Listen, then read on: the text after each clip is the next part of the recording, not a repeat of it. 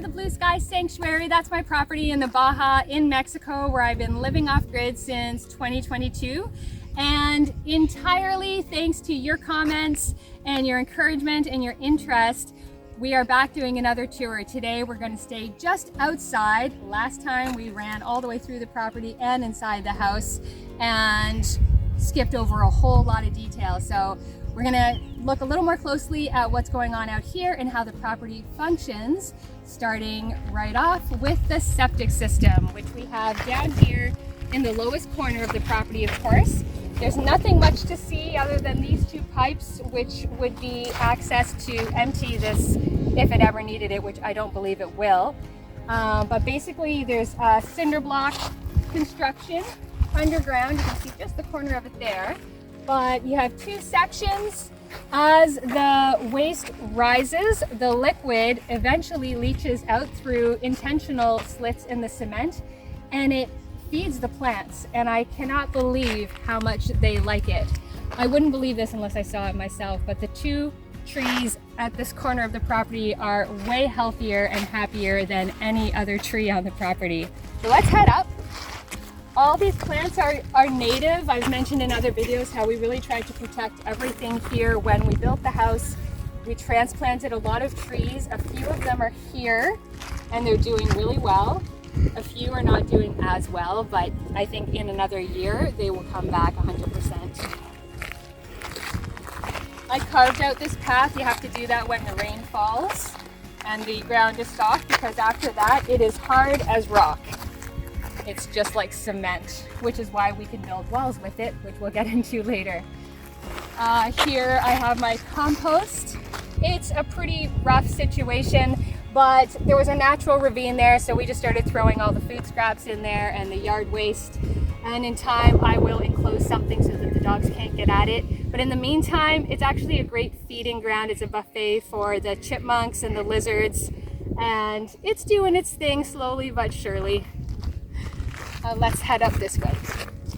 So you can see as we get further up the property, the trees are getting a little less lush and a little less green. But I'm happy that we're filming this now in October in Mexico. It's, I think, my favorite season after we've got through the hot season and the rain and the hurricanes. Everything is green and it's quite beautiful, and the trees are all alive, come out of their dormancy. They're always alive, but they're dormant like half the year. Anyway, they're back now and looking wonderful. This is one of my water catchment spots. This is capturing the water that is being created by the air conditioning in the house. I use this to water my garden every day. We have a whole bunch growing here, from basil and moringa, aloe, strawberries, tomatoes, more aloe that we took out of the ditch, just basically growing wild out there. And I'm using that in my cooking and putting that in my smoothies. And thanks to your interesting questions, yeah, these are my moringa plants. They're growing really well. They're a natural superfood, so jam-packed with nutrients. And they grow really well in climates that, like what we have here in Mexico. And you can put your moringa in anything and everything. You can put it in your smoothies, your soups, curry, like anything at all. It's so easy to eat. And I'm gonna do a big harvest on this one today to show you. So these beautiful leaves, and they just pop off so easily. I'm not gonna drop them here, but you just throw that into whatever you're eating, in your salad or your smoothie, as I say. You won't taste it, and it'll add a ton of nutrients to whatever you're having. When you cut them off like this, they grow new sprouts and it thickens up the trunk, so it makes the plant stronger. So you actually do want to head the plant every now and then to keep it growing strong. Also a work in progress is this space here. I'm making a little kind of like a privacy fence here. These posts are awesome because I can get them in the earth myself because they're so thin. They're also really good because when the hurricanes come, since they're so thin, they're not going to get knocked over.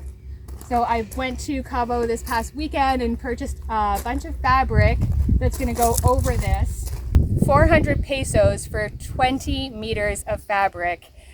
so $20 US to create a privacy fence, and then I can switch out that fabric in the future if I want, or if it gets deteriorated by the sun, which happens here. I'm also going to build another garden bed here, because part of the process of living and learning here off-grid is, the learning curve.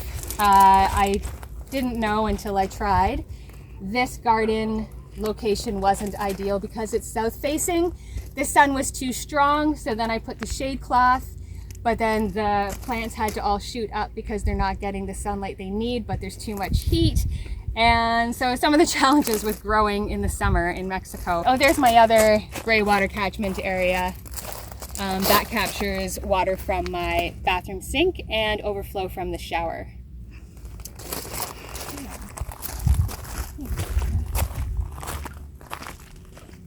Here's some more garden stuff. I'm growing jasmine here. This passion fruit plant is so much happier now that I've moved it out of its location where it was getting way too much sun. It has tripled in size in about 2 months. I'm also growing sweet potato greens, and I'm so pleased with these. They are so nutrient dense. They are also starting to flower now. And I don't even care if I get sweet potatoes from this situation. I was really just planting them to get the greens, and a simple YouTube search will teach you more about if you want to grow sweet potatoes and sweet potato greens. But I harvest these every day. They go into my smoothie, and they're really helping me get my nutrients in. These are passion fruit, ready to go as soon as I get a good place for them to be. They don't like direct sun, so I've got them tucked in there for now. I started this about 4 months ago, and then it got too hot to do any more work on it, but it gave me a chance to check and see that it was going to hold up, and as you can see, it's holding up quite well. And this is only 10% cement, 90% just native dirt. So this is off-grid Mexico life in action. Oh, why is he howling? That's unusual that he'd be howling.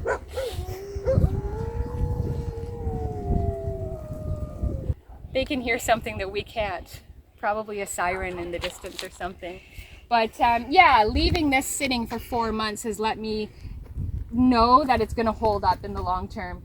And this is how I'm going to make my glass bottle walls for the most part, is not cutting the bottles. So I don't have to contend with having a bunch of bottle ends laying around. That's more garbage. This is going to be a garden bed, so these are all going to face inward anyway. You won't see them. And in the garden bed I'm going to make over there, I'm going to put passion fruit in, and the passion fruit will grow up through the bottles and give them something to hold on to. So that's going to work out well. So unless it's going to be really decorative, I'm not going to bother with the cutting of the glass. I'm just using it for utility basically, and to use the garbage that is in the ravines all around in my neighborhood. So all of this glass did not come from me. This is all from the ravine. Every bottle you see here except for these salsa bottles. But other than that, it's all come from the ravine, and there's literally hundreds of bottles to be harvested and used. My fantastic fire pit. I'm out here a few nights a week at least, burning yard waste and my toilet paper, of course. And I love the freedom to be able to do that and not have anyone concerned about the fact that I'm having a fire. This is my cistern that's holding, well, it has the capacity to hold 10,000 liters. It has probably 6,000 liters right now. I put it a third above ground, which is very unusual. Most people put this entirely in the ground, but I wanted to have the option to use it kind of like a pool if and when I want to. It's ended up being a little bit problematic because you need to keep mosquitoes out of it and any little critters, and that's a bit hard to do. I've tried a number of different things, but in the end, fabric has saved the day. It's something that I use to create a lot. This is one of the few green, actually it might be the only green space I have on the property. This grass came up by nature. I didn't plant it myself, it just volunteered. And so now I cut it and manicure it because it's fun to have this little patch of grass. These banana trees are a really great strain of banana tree. They produce bananas really well, and they also reproduce themselves, right? If you're not familiar with bananas, you don't have to do anything. They just create babies. And there's, for example, one teeny little baby coming in there.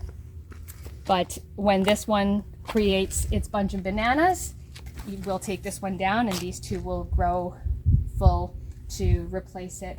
So it's really easy to grow and harvest bananas. They are very maintenance free and pretty simple. This is the tent where we've been sleeping, as it's just been a bit too hot in the house lately. Super cozy. We even have a fan in there. And I made these homemade sandbags for our last storm, and they really worked. I just had this in front of the stairway to prevent water from flowing down the stairs, and it worked perfect. And the one that's protecting the tent also worked perfect until my dogs got after something there and tore it apart. But yeah, they do the job. Thanks to the viewers that noticed the stairs and asked about them. These have been a work in progress for quite some time. And these cement slabs came from the ravine, from the same place where I find all those glass bottles and all sorts of good stuff. So my workers helped me to position the cement slabs, and then that's basically where they left it. I took it from there and put all this cement so that when my dogs are running up and down here, they're not tearing this apart. When the rain comes, that is held up perfect in the storms, so this isn't going to move. It's pretty secure. I made a little miniature version of those right here. Just another stairway going up. That's another water barrel, which captures rain from the spout right there. So I've got 4 of those positioned around the house.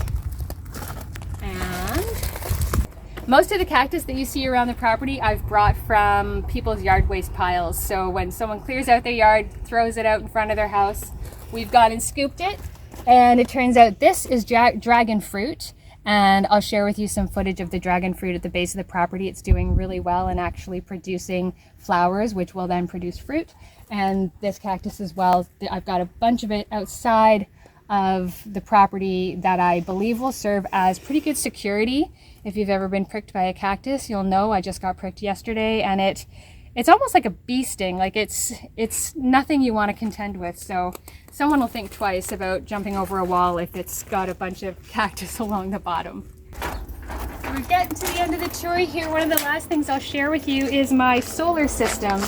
It's running right now. It's running the air conditioning, and you can check out the components in there. There's an inverter and the battery, of course, and then the panels are on the roof, and the charge controller is in the house. And I have a generator too. So in the rare event that the solar is underpowered, I can connect that generator and charge it up.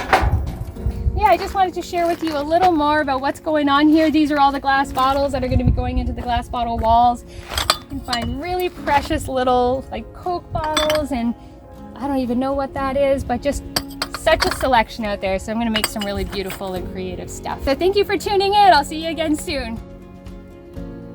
I just can't even stop filming all these bees pollinating my dragon fruit flowers. They're so pretty.